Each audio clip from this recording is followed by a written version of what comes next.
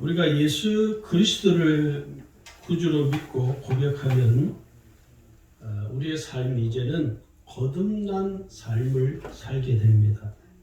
그 삶을 성경에서는 새로운 피조물이라고 말씀하고 있죠. 이 새로운 피조물로서의 거듭난 삶은 예수님을 믿고 고백할 때 일어나는 변화이죠.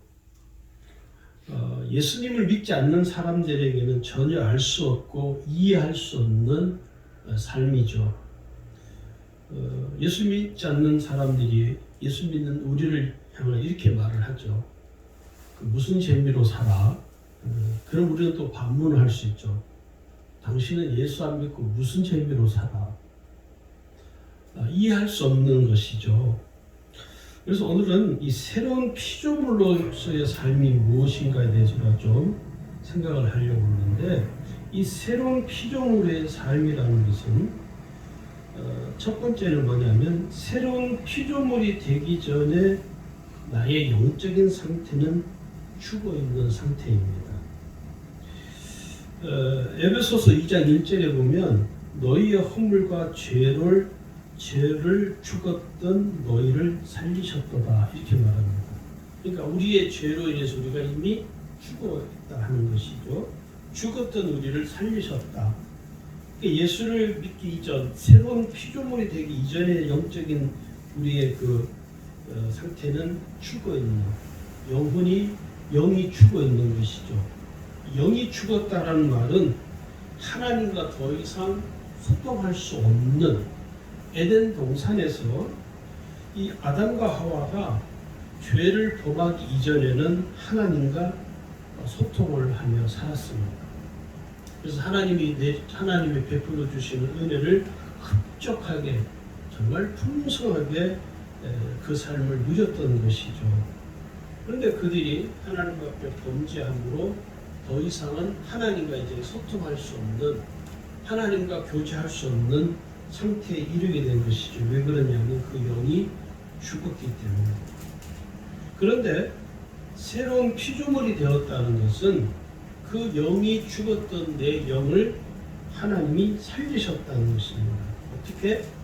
예수님의 십자가의 은혜로 말미암아 내 영을 하나님이 회복시키신 것이요, 소생케 하신 것입니다. 그래서 우리가 내 영이 살아남으로 인해서 이제는 하나님과의 관계가 회복이 되어진 것이죠. 하나님과 이제는 소통할 수 있는 영적 상태에 우리가 이르게 된 그 삶으로는 새로운 피조물의 삶이라 이렇게 말을 합니다. 두 번째는요, 새롭게 재창조되어진 삶입니다. 오늘 우리가 읽은 본문에도 분명히 밝히기를 누구든지 그리스도 안에 있으면 새로운 피조물이라 이렇게 말씀하죠. 이 그리스도 안에 있다는 표현은 뭐냐면 이제는 예수 그리스도의 생명을 얻게 됐다는 것이죠. 예수 그리스도로 말미암아 이제는 다시 새롭게 태어난 것이죠. 거듭난 것이죠. 그걸 오늘 성경에서는 새로운 피조물이라고 말씀하고 있는 것입니다. 그러니까 하나님께서 구원의 은혜를 우리에게 베풀어 주시고 우리가 그 구원의 은혜로 말미암아 우리가 이제는 예수 그리스도 안에서 다시 태어난 것입니다. 완전히 새로운 사람으로, 완전히 거듭난 피조물로서 우리가 태어난 것이죠. 그걸 우리는 재창조라고 말할 수가 있습니다.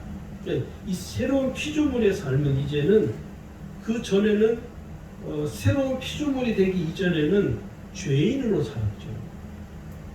그래서 그 죄에 얽매여 살고 죄에 끌려가게 되고 죄를 짓고 죄로 말미암아 그래서 결국은 이 사망에 이르게 되지만 이제는 예수 그리스도 안에서 새로운 피조물이 되었기 때문에 이제는 죄인으로 사는 것이 아니라 하나님의 자녀로 사는 것입니다.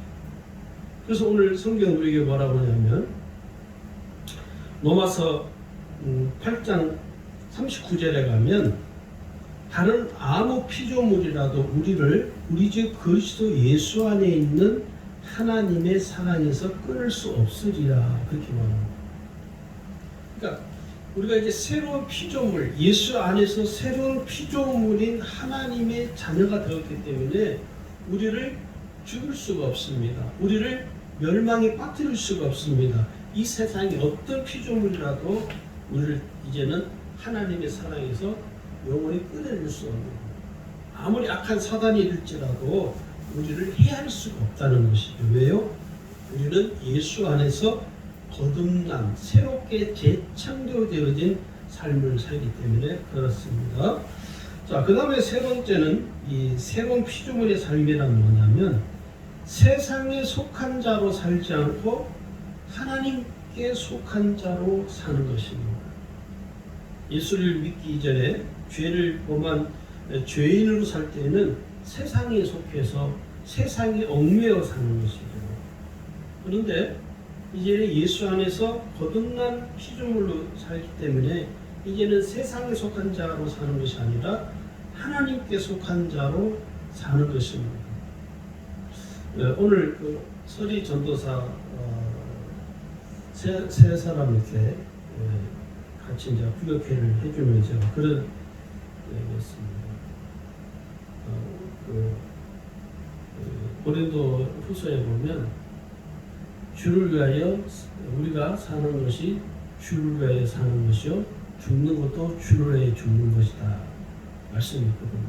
그 말씀을 이렇게 전하면서 이제 처음 이제 목회를 시작하는 시작하는 시점이 있기 때문에 사는 것도 주를 위해 살고 죽는 것도 주를 위해 죽을 수 있어야 된다. 그래서 제가 그 전도사님들한테 그렇게 부탁을 했어요. 이제 시작하는 입장에 있으니까 목회 은퇴할 때까지 변하지 않도록, 다시 말해서 세속화되지 않도록 본인들을 잘 지키라. 쉽지는 않죠. 현실이라는 문제가 우리를 넘어뜨리기도 하고, 목사만 그러겠습니까? 예수 믿는 우리를 오늘 이 세상이 우리를 가만히 내버리지 않거든요. 세상에 있는 모든 것들을 다 동원해서 우리를 하나님께 속한 자로 살지 않고 세상에 속한 자로 살아가게 만들어요. 예수를 믿는다고 분명히 내가 예수 믿는 사람인데도 불구하고 내가 분명히 거듭난 새로운 피조물인데도 불구하고 하나님께 속한 자로 살아가지 않고 세상에 속한 자로 살아가는 우리 자신을 보게 되는 것이죠. 그런 이 것을 보면 과연 하나님께서 그 삶을 기뻐하실까? 그래서 거듭남이라는 것은 세상에 속한 삶이 아니라는 것을 의미하는 것. 거듭난 새로운 피조물, 새 생명의 삶을 산다는 것은 이제는 예수 그리스도 안에서, 성령 안에서, 말씀 안에서 하나님을 의지하고 하나님 중심의 삶을 내가 살겠다. 내가 하나님이 기뻐하시는 삶을 쫓아가겠다라고 선포하고 그 삶을 따르는 삶이 곧 피조물의 삶이군요.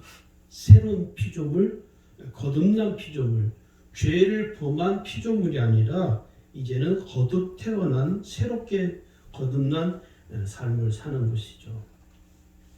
여기 요한일서 2장 15절에 보면 이 세상이나 세상에 있는 것들을 사랑하지 말라. 누구든지 세상을 사랑하면 아버지의 사랑이 그 안에 있지 아니하니 이렇게 말합니다. 오늘 이 말씀은 예수 안 믿는 사람들을 향한 말씀이 아니라 예수 그리스도로 말미암아 거듭난 새로운 피조물로서 사는 오늘 우리에게 던지는 말씀입니다. 왜 우리가 거듭났고 하나님의 자녀가 되었고 새로운 피조물로서 새 생명의 삶을 살기 때문에, 그래서 우리에게 뭐라고 하냐면 이 세상이나 세상에 있는 것들을 쫓아가지 말라는 것이죠. 자, 그 다음에 네 번째는요, 세상의 풍습을 쫓아가는 삶에서 주의 말씀을 쫓아가는 삶으로 변화된 삶이 새로운 피조물로서의 삶입니다.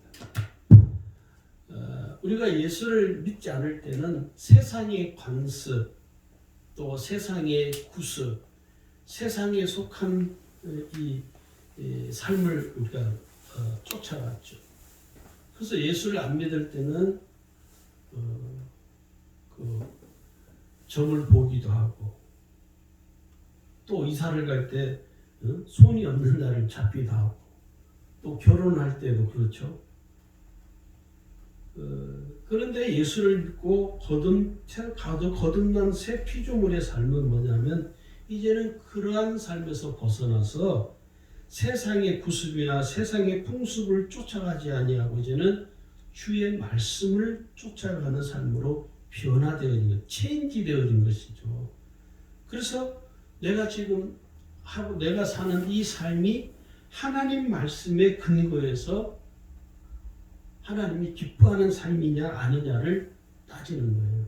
그전에는, 예수 믿기 전에는 어떤 무속적인 그런 것들을 따라가고 부적을 쓰고 점쟁이를 찾아가서 앞으로 내 어떻게 되겠냐 이런 것들을 했지만, 이제는 새로운 피조물의 삶은 주의 말씀에 입각해서 지금 내가 기도하는 것이 하나님이 기뻐하는 것일까?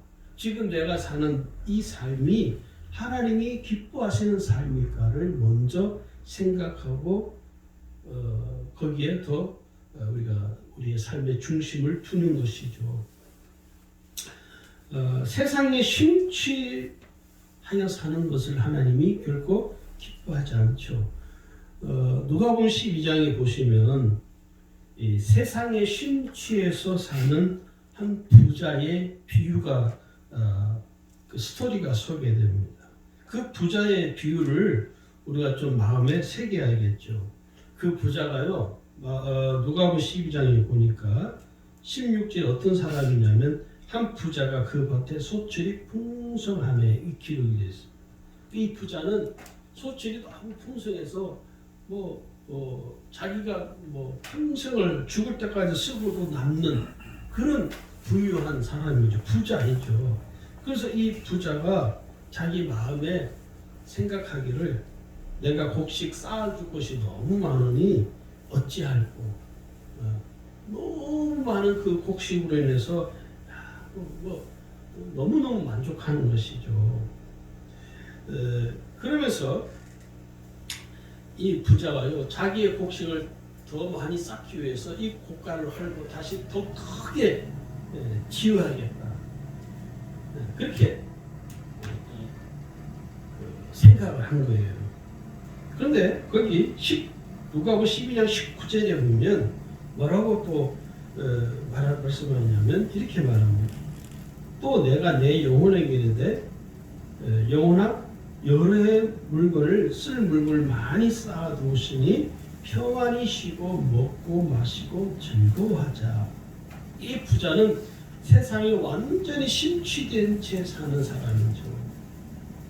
그런 사람을 향하여 성경은 뭐라고 경고하느냐면, 누가복음 12장 20절을 보시면요, 하나님은 이르시되 말씀하죠. 어리석은 자여, 오늘 밤에 내 영혼을 도로 찾으리니 그러면 내 준비한 것이 누구의 것이 되겠느냐. 자기는 쌓아두고 내 평생을 편하게 남은 자기의 삶을 즐기고 산다는 것이죠.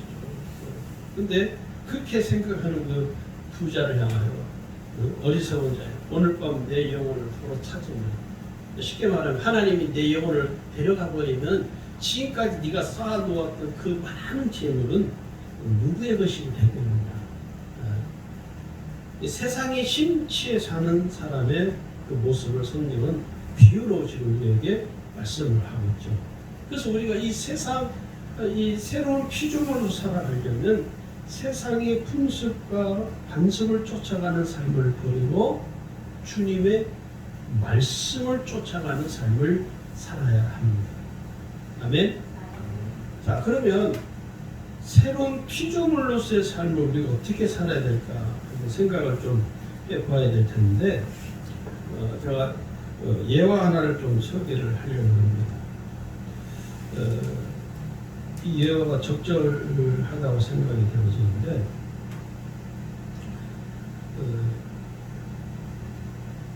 한 목사님이 그 도자기 공장 근처에 사는 어떤 사람을 신방을 했어요. 그래서 이 목사님이 유리 상자 속에 들어있는 2개의 아름다운 꽃병을 보고 물어봐요. 이 꽃병이 참 아름답군요. 이 꽃병을 내가 얼마를 들이면 가격을 주면 이 꽃병을 살 수 있겠습니까? 그렇게 물어보니까 이 주인이 안 된다. 고개를 줘. 이 세상에 있는 많은 돈을 저에게 준다 해도 이 꽃병만큼은 결코 팔 수가 없습니다. 목사님 보니까 무슨 사연이 있는 것 같아요. 혹시 주인장 무슨 사연이 있으십니까? 그 주인이 이 꽃병에 얽힌 이야기, 스토리를 이야기하는 거예요. 저는 몇 년 전까지만 해도 아주 지독한 술 주정뱅이에다가 먹을 뿐이었습니다.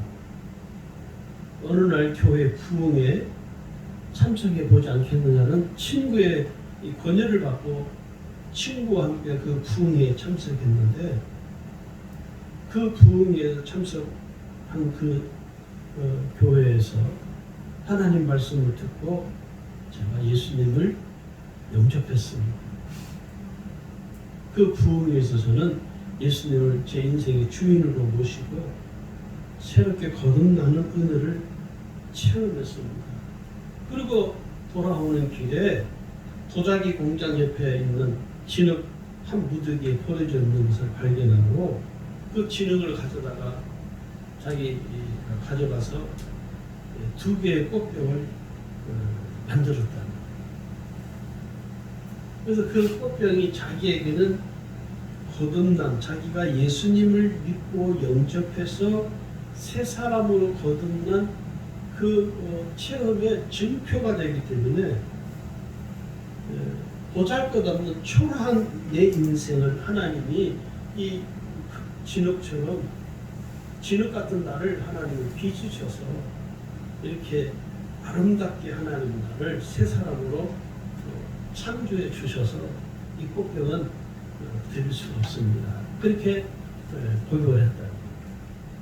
여러분, 하나님이 저와 여러분을 진흙과 같은 보잘것없는 초라한 진흙에 불과했던 우리를 하나님이 다 빚으셔가지고 우리를 아름다운 꽃병처럼 만드신 거예요. 할렐루야. 이게 새로운 피조물로서 삶을 사는 것이죠. 좀 더 이걸 구체적으로 말씀을 드리면 새로운 피조물로서 삶을 우리가 어떻게 살아야 되냐면 새로운 피조물로서 우리가 살아가기 위해서는 첫 번째 옛 습관을 버려야 합니다. 옛 습관.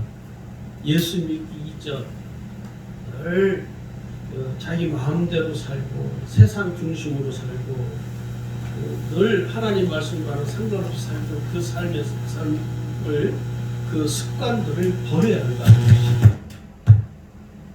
그래서 내가 새로운 피조물이 되기 이전에 형성되어진 그 옛 습관들을 버려야 하는 것입니다. 껐다가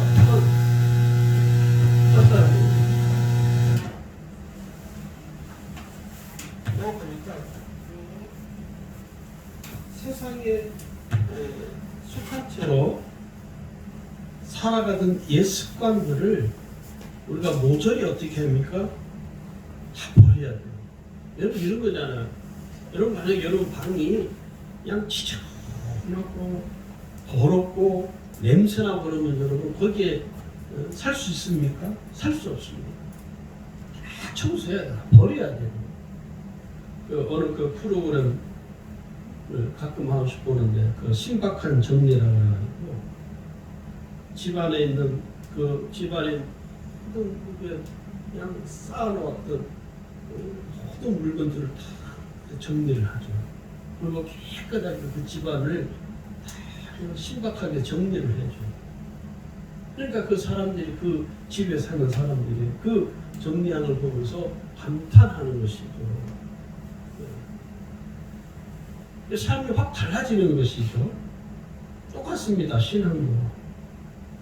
나의 옛 습관들, 여전히 하나님이 기뻐하지 않는 내게 묻어있던 세상의 온갖 습관들을 내가 과감하게 다 모조리 버리지 않는 이상은요,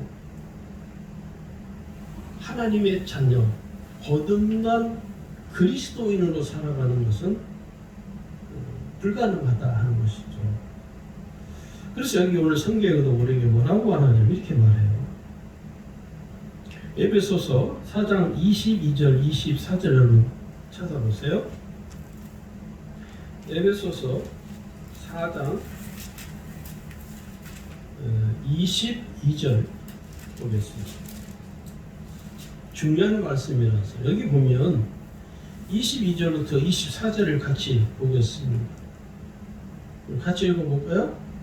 너희는 유혹의 욕심을 따라 썩어져가는 구습을 따르는 옛사람을 벗어버리고 오직 너희의 심령이 새롭게 되어 하나님을 따라 의와 진리의 거룩함으로 지으심을 받은 새 사람을 이루라. 여기 뭐라고 하냐면 썩어져가는, 욕심을 따라 썩어져가는 구습을 따르는 옛사람을 벗어버려라.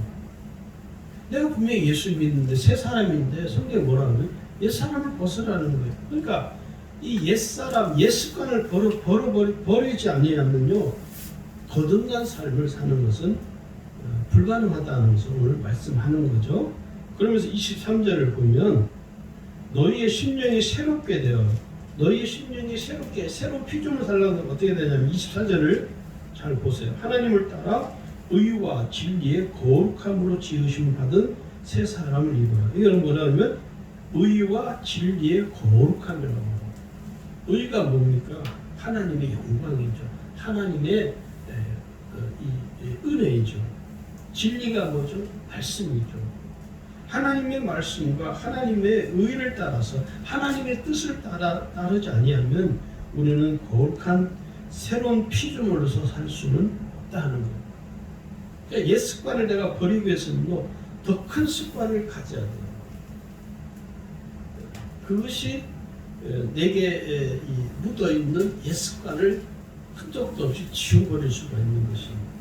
두 번째는요, 거룩하고 정결한 삶을 살아야 한다 하는 것입니다. 새로운 피조물로서 살아가려면 거룩하고 정결한 삶을 지향해야 한다는 거예요. 왜냐하면 이 거룩함과 정결함은 우리 사람에게서 나오는 것이 아니라 하나님께로부터 오는 것입니다. 하나님이 거룩하신 하나님이시기 때문에 그 하나님을 내가 의지하고 그 하나님을 따르고 그 하나님을 온전히 신뢰하며 살면 그 하나님의 거룩함이 내게 덧입혀지는 것입니다. 그래서 오늘 성경 우리에게 뭐라고 하느냐면 내가 거룩하니 너희도 거룩하라. 데살로니가 전서 4장 3절에는 하나님의 뜻은 이것이니 이렇게 밝혀요. 하나님 뜻이 뭐냐면 너희의 거룩함이라. 하나님이 오늘 우리를 향한 뜻이 뭐냐면 내가 거룩하게 사는 것, 거룩함과 정결함으로 사는 것, 이것이 오늘 저와 여러분을 향한 하나님의 뜻입니다. 그 다음에 세 번째는 십자가 신앙으로 사는 거예요. 새로운 피조물로 살아가는 그리스도인들에게는 이 십자가는 뭡니까? 거룩한 죽음이요, 거룩한 영광이요, 죄인을 구원케 하는 거룩한 죽음을 의미하는 것입니다. 그래서 그 십자가의 신앙은 오늘 예수님이 비참하게 죽는 것이 아니라 비참하게 죽고 끝나는 문제가 아니라 예수님이 십자가에 죽으심으로 하나님의 뜻을 이루었죠. 우리를 구원했죠. 우리를 죄에서 건져주셨죠. 우리를 하나님 자녀 삼아주셨죠. 그게 뭡니까? 그게 십자가 신앙입니다. 그래서 이 십자가 신앙은 죄인된 나의 죄를 대신해서 십자가에서 피 흘려 죽으신 우리 주 예수 그리스도의 은혜를 따라 살아가는 삶이 십자가 신앙입니다. 또 십자가 신앙이란 뭐냐면 예수님의 십자가 은혜만으로 내가 만족하고 사는 거예요. 세상의 어떤 것으로 만족하지 않고 오직 십자가의 은혜로 만족하는 삶을 사는 것. 이게 십자가 신앙입니다. 십자가 신앙으로 사는 사람은요, 좀 고급 자가용 안 타도 상관없어요. 명품 옷 안 입어도 뭐 아무 이상 없어요. 대굴 같은 집에 안 살아도 괜찮아요. 왜? 예수님 한 분만으로 내가 만족하는 거예요. 그게 진짜 십자가, 그게 진짜 신앙이죠. 그래서 십자가 신앙은 예수님이 나를 구원해 주신 것, 그거 하나만으로 감사하는 거예요. 이게 이제 눈이 뜨여야, 이 은혜의 눈이 열리면요, 세상을 초월한 삶을 살아갈 수가 있는 것입니다.